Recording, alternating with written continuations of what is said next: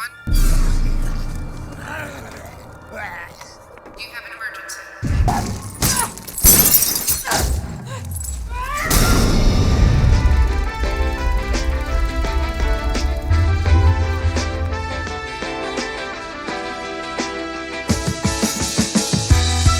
Hey guys, welcome to Happywax TV. Okay, I'm a bit late with this video. I meant to have it out last week and I just couldn't do it. But hey, we're here now. I've got 5 movies for you. 4 of them I think you should probably watch. And one of them's probably going to put you to sleep. But I don't know. I'm just going to give you my opinions on them really quickly and hopefully steer you in the right direction. So anyways, okay, first movie, let's get this one out of the way. Terrifier 2. There's already a ton of reviews out for this movie, and you don't need to come here to hear me tell you to go see this movie. This movie is fucking fantastic. It absolutely is.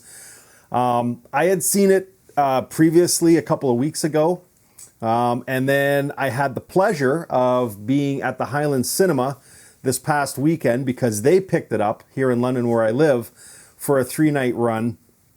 I was there on the Saturday night where they were handing out Terrifier 2 barf bags because news on the street is that some people couldn't stomach the gore in this movie and were actually throwing up in the theater. So I guess they thought it would be a funny little joke to have Terrifier 2 bags for you at the door. I thought that was a nice little gift to go along with the movie. But it was nice to see, you know, the theater there full. You know, a lot of people came out to see this one. I didn't go to the Sunday screening.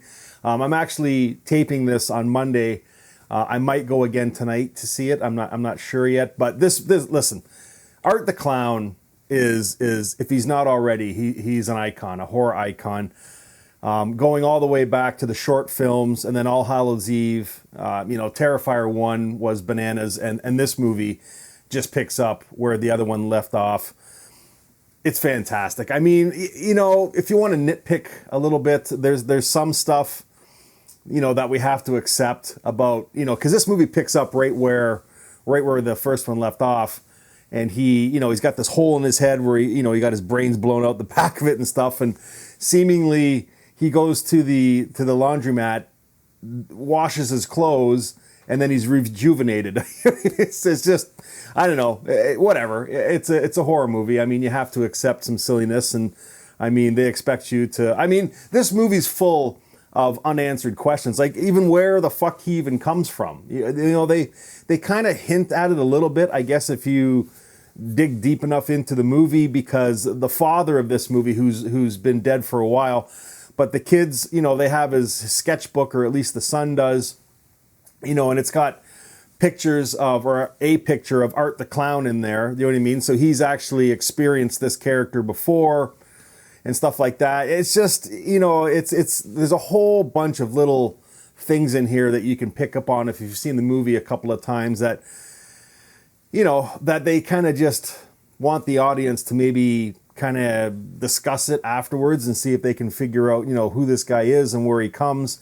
And I mean, probably a lot of you have already seen this movie, so you will know that at the end of this movie, they kind of take Art into the supernatural realm. Plus, he's picked up this little girl as a sidekick along the way, who I think only for the most part he can see. I know she does, you know, make herself visible to the son partway through the movie and stuff like that. But you know what? You're here to see this clown go around and fucking kill people.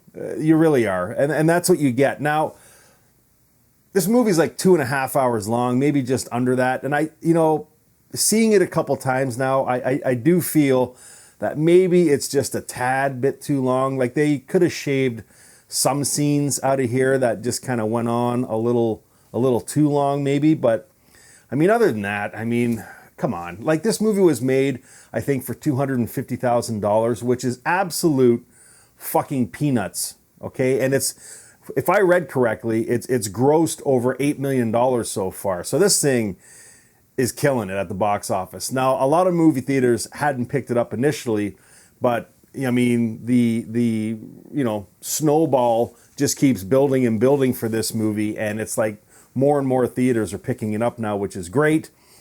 I read also too that I think the third one is already in the works, so we are going to get a third Terrifier, and I hope they, I don't want them to ever fully disclose the background of Art the Clown, but it'd be nice if they gave, a few more subtle hints as to where he came from and all that sort of stuff. But anyways, I love these movies. Anything that he's in, like I said, All Hallows Eve, the short film, Terrifier, this Terrifier 2, he's just great. And it just further proves how fucking terrible the Halloween movie is. You know what I mean? Because everybody went to see that movie to see Mike Myers kill people and have a fight at the end with Laurie Strode. And you know what? Art the Clown, Terrifier 2 gives us that. It's fucking brutal, especially what he does to that girl in her house. We're ripping her arms off and pouring bleach on her and stuff. Like, he just gives us the gore and the kills that we all want to see. You know what I mean? And then they have a great fucking battle scene at the end with Sienna, who is played by Lauren Lavera. And I'll tell you, she is fantastic in this movie. And can I also say that Sarah Voigt, who plays her mom, absolutely fantastic in this movie. Like, her character made me laugh out loud quite a few times. Just her being a mom and just how pissed off she gets, and she just speaks her mind, and it was awesome. I can't say too many bad things about this movie other than the fact that I thought it was a tad bit too long. And that's really it. That's really all I can say bad about it. I mean, at the end, I don't know if you guys felt the same way, but at the very end there, I know this is weird to say in a 2.5 hour movie, but the ending felt kind of short. I don't know if you guys got that as well, but I don't know. It just seemed really quick. I kind of wanted more of them fighting back and forth and battling and stuff. And I did like the fact when, she kind of midway through the third act there, where she turns the tables on Art and she grabs that thing that he's hitting her with all the spikes and stuff on it, and she grabs it, rips it out of his hands, and starts giving it to him. And I don't know, I just thought this was a great movie. So I'm rambling on here about it, but anyways, watch this movie. You certainly do not need me to tell you to watch this movie. Okay, now another movie, and listen, I'm telling you right now, like, watch this movie. It's called Feed Me. It's directed by Richard Oakes and Adam Leader, and it stars Neil Ward as Leon Flack. I'm telling you, you need to see this movie. Okay, I had a list of all the awards this thing has won over the last couple of months. It's crazy how well this film, well, it's not crazy. I mean, it's awesome how well this film's doing, or did at the film festivals, and now it's out for release. I had a screener copy sent to me by Richard Oakes months ago, and I watched it, and I wanted to talk about it then, and just let you know how awesome this movie was. But part of the process of getting screener copies is you can't talk about them until, the directors or the producers want you to talk about them. And a lot of times they leave it for 2 or 3 weeks before the release, so there's a build-up there. But unfortunately, when these guys wanted me to kind of do a review for this movie, I was kind of on my summer break, playing in a lot of golf tournaments and trying to focus on that, and I wasn't able to do a review. I just didn't have time. But I'm telling you, the reviews for this movie now that it's out, because it just came out last week, I mean, all of them are raving about how good this movie is. It is absolutely fantastic. Let me read this synopsis. Following the death of his wife, a broken man spirals into an abyss of night tremors and depression and finds himself in the home of a deranged cannibal who convinces him to take his own life in the most horrific way imaginable. Okay, and that way is to slowly eat him. one body part at a time. That's what Lionel Fleck is here for, played by Neil Ward. And I'm telling you, I spoke to Neil, not in person, but we were messaging each other back and forth back when I watched the screener, and I let these guys know how much I enjoyed their movie. And he was saying that he just went in 100% into this character and just kind of gave himself to this Lionel Flack character. And my God, like, he's won a bunch of awards for this, and he deserves everything that he's getting. The same with Richard Oakes and Adam Leader for this movie, Feed Me. Like, Guys, it's got everything in it. It's got weirdness, uncomfortable situations, gore, like you're like it's not, and it's got a goldfish in it. I mean, it's fantastic. Like, you don't need me, much like Terrifier 2, you don't need me to tell you to watch this movie. If you've seen the trailer, you already know you're in for a roller coaster ride, and I'll tell you, you will not be disappointed with this movie. To give it a rating, I would probably give it a really strong 8. Like, this, honestly, this is one of the best movies I've seen in a long time. And I'm pissed off at myself because I should have done a review for these guys like a couple months ago, but I was on that break, and I just wasn't into it at the time, you know what I mean? Because I was kind of focusing on golf and stuff, and as silly as that sounds, you know what I mean? I just when I take breaks, that's it. There's nothing. So I apologize to you guys. I feel like I kind of let you down a little bit because I'm like Canadian, and to get a Canadian review in there. But I mean, all the reviews that are out now are just praising how awesome this movie is. And guys, if you haven't seen Feed Me, just do yourself a huge favor. You know what would be awesome?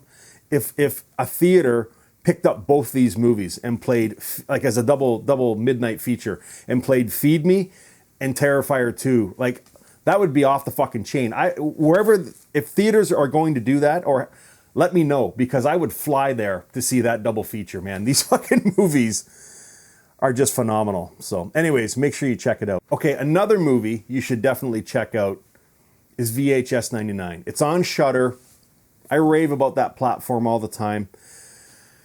This movie is definitely, like, listen, I love anthology films, okay? And these VHS movies are fantastic. Some of them have been kind of shitty, all right? But for the most part, they're good. And this one is banging. I absolutely thought it was fantastic. My favorite segment of the whole movie is To Hell and Back. And the big reason why is it's got Joseph Winter in it. And if you're not familiar with his name, trust me, down the road, you are going to become very familiar with this guy. He was the main star in the movie Deadstream that I raved about. Okay, this guy is just banging out, like, I don't even like found footage movies. I honestly don't. And this guy, with Deadstream, and now this segment in VHS 99, To Hell and Back, like, I'm starting to eat my words here, because both of his found footage style films have been awesome. Like, if you watch any segment in this and you don't like any of them, like, just fast forward to the end and watch To Hell and Back. It is fucking phenomenal. But you know what? You are going to like pretty much all the segments. The only one that I didn't really care for was called Shredding. I don't know. I just couldn't get into that one. But Suicide Bid was awesome. For a low budget, kind of a short film, it really gave that claustrophobic feel of the girl being in the coffin there. And it's like, I would love to see how they filmed that episode. It was awesome how they were actually in the coffin with her. And I actually found myself trying to think of how they would have got some of those camera angles.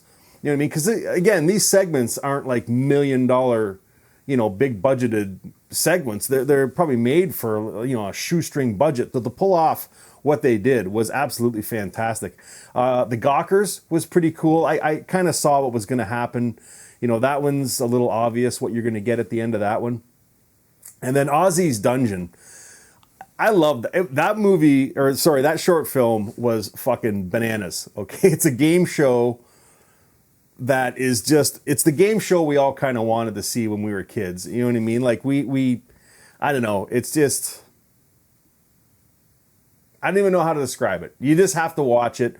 What this family does to this game show host after their daughter doesn't win under, certain circumstances, and they kidnap him. It's fucking hilarious. It really is. And then where they go at the end was crazy. Like, all these episodes are crazy, but The Hell and Back, I would say, would be my favorite, and that was largely in part because of Joseph and Vanessa Winter. Their found footage skills and how they just keep the pace going, and there's never any slow points, is just phenomenal. Again, Deadstream. If you haven't seen Deadstream, it's on Shudder as well. Like, seriously, make sure you check that out. But anyways, VHS 99, absolutely Absolutely worth a watch. Okay, so now I've saved my least favorite two movies to the end. Okay, this one, oh boy, I don't know. Like, listen, I was excited. It's called The Lair. I was excited when they announced that this movie was going to get released. It's a creature feature. I've kind of been wanting a good creature feature movie lately, and it's Neil Marshall. Okay, he gave us The Descent, he gave us Dog Soldiers, but he's also given us some fucking terrible movies. Like, I did a review I think it was last year, for a movie he did called The Reckoning. And I could barely make it through that movie. Now, I know all directors, like, don't have bangers every single time, but The Reckoning was just so terrible. But then I have to think back, and this is the guy that gave us Doomsday, again, The Descent, Dog Soldiers. So I don't know. I was excited to see this movie.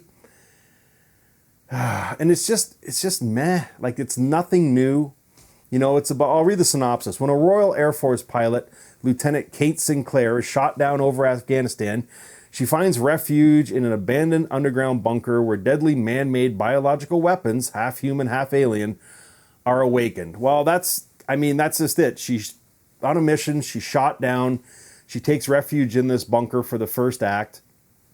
You know, due to gunfights and stuff like that, you know, these chambers that these creatures are in gets opened up, and she barely escapes the bunker while all the Afghan soldiers are killed and mutilated by these creatures. And then she gets picked up at this base, this U.S. base, and then this is where we meet our cast. You know, it's got a mix of you know, American and English soldiers, and then Kate Sinclair. You know, and then we get to know them all. We get a little background history in the second act, and then the creatures escape the bunker, and then they attack. They attack the fucking base, and that's the second act. It's paint by numbers. You can almost see what's going to happen before it fucking happens. And then the third act, they decide they have to go back into the bunker to stop all this from happening, these creatures and stuff. It's just, I don't know. And the creatures, you know, they kind of look like Venom or like a creature you'd see in Resident Evil. I don't know. It's just... And then the other thing that took me out of it too, like, this is a Neil Marshall movie. Like, usually his budget, you know, would be a little bit bigger than normal. But in the first act, I was laughing so much at the phony, fake ass muzzle shots on these machine guns. And then there's a bunch of scenes where she fires back at these guys, and they have these pickup trucks, and you see the bullet sparks go off the pickup trucks, but there's no bullet holes or nothing. It's just CGI'd on there. And I'm thinking, holy fuck, guys, like, are times tough or what? But I don't know. The acting's corny. The creatures, I'm going to eat my words here, though. I've always said, you know, I'll take a guy in a suit over a CGI creature. And these are guys in suits, and I did appreciate that. But it's just, I don't know. It was just the acting of some of these characters, and like, not just good. It was piss poor acting on a lot of them, and it took you right out. And so, like, the storyline was very predictable. I don't know. You know, it's a popcorn flick. Okay, it's just, I don't know. If I don't know. I don't want to rag on this movie, because seriously, like, some of the ones I've seen lately have just been terrible, and I want to save those ones for rant videos. I'm not going to rant on this one. Listen, to give this movie a rating, I'd probably give it a 5 out of 10. Is it worth a watch? If you've got nothing else to do and it's a rainy Sunday afternoon, throw this movie on. You know what I mean? There's probably a lot of you out there that will like it. I don't know. To me, this has already been done 1,000 times, and I've seen it all before, and you can pretty much guess what's going to happen before you even see it. So anyways, it's called The Lair. It's by Neil Marshall. It's out now. Check it out. If you guys have seen it, let me know what you think. Okay, and the last movie that I quickly want to talk about tonight is one I saw a while ago called Two Witches. Now, I don't remember all the key points in this movie. Let me read the synopsis really quick. Expectant young mother Sarah is convinced she has been given the evil eye from a mysterious black-eyed old hag while she is dining with her bullish and insensitive partner Simon. When the couple go to visit his new agey friends, Dustin and Melissa, dark forces are unleashed after an ill-advised attempt at consulting a Ouija board. Meanwhile, tensions grow between grad school student Rachel and her new roommate Masha after a violent incident involving a man that the strange and impulsive young woman has brought home. Okay, well, that's the second story. Okay, I didn't mind this movie. Okay, if you go on IMDb, you'll see a lot of really good reviews for it. I found this movie to be boring. Okay, the second story to me was a lot better than the first one. I don't know why. I think Rebecca Kennedy, who plays Masha, did a fantastic job of playing her character. She's kind of the girl that is kind of the oddball roommate, and eventually we find out that she's possessed by this witch. But I don't know. I did like that story much more than the first one. This is super low budget too. Like, we're not talking like a big, massive budgeted movie here either. But it just, some movies, you get movies like Terrifier 2. Okay, I don't know what the budget for this movie was, but Terrifier 2 had a budget of something like, I think it was like $250,000 or $300,000. It wasn't a lot of money, okay? But it didn't look cheap. It really didn't. Like, Damien Leone did a fantastic job of making his movie look fucking like it had a massive fucking budget, okay? This movie didn't have a massive budget either, but it just, I don't know, man. It just felt cheap. It did. And I know it's low budget, but I don't know, it just dragged. It was way too long. A lot of the scenes could have ended way before they did. I don't know. I just couldn't get into this movie. I wanted to, but I just couldn't get into it. It is, like I said, it is getting some good reviews. And if you've seen it, let me know what you think about this one. Like, I'm not saying don't watch it. You know what I mean? I certainly didn't hate this movie when I shut it off. I just kind of shut it off and I was like, whatever. I'm never going to watch it again. So I don't know. I don't know, guys. If you've seen this movie, let me know what you think. You know what I mean? It's called Two Witches. I know I'm not really kind of reviewing it, but it's one of these movies where, like, the less you know about it, kind of go into it, especially the second story. I don't know. There was just something about the first story that really seemed really amateurish to me, and I just didn't really like that one. The second story, though, again, with Rebecca Kennedy, because like her performance of her character was really, really good. So I did like the second of the two stories. But if you like witch-style movies, kind of old-school style movies, you might like this one. So anyways, give it a watch. Let me know what you think. But anyways, I've gone way too long here. But there's 5 movies. You've probably seen most of them all because, again, I'm late to the party here. But fuck me, Terrifier 2 and Feed Me. If you watch any movies this Halloween, make sure you watch those two. And if somebody comes across a theater that's showing these movies as like a midnight screening, let me know, because I will literally fly to wherever that theater is on the planet Earth. I will fly anywhere to go see those movies and sit in that fucking audience and watch those movies as a midnight screening. Goddamn, Feed Me is fucking fantastic, and Terrifier 2 is just absolutely bananas. Both movies are worth watching. VHS 99, throw it in there, and I mean, you can't go wrong. So anyways, let me know what you think if you've seen all these movies. And yeah, I've got more videos coming, I promise. I just have to find the time to do them. So anyways, hang in there, guys, and until next time, stay scared.